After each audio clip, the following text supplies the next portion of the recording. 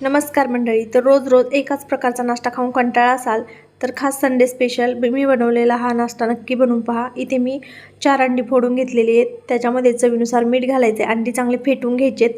पहा अशा पद्धतीने. आता तवा चांगला कडकडीत गरम करायचा आहे. त्याच्यावरती तेल घालून घ्यायचे गरजेप्रमाणे आणि आपण जे फेटलेले मिश्रण आहे ते याच्यावरती घालून घ्यायचे. आता जास्त पसरवत बसायचं नाही. त्याच्यामध्येच हिरव्या मिरचीचे बारीक केलेले तुकडे घालायचेत. एक बारीक चिरलेला कांदा घालायचा थोडासा आणि भरपूर सारी कोथिंबीर घालायची बारीक चिरून, स्वच्छ धुवून घ्यायची पण अगोदर.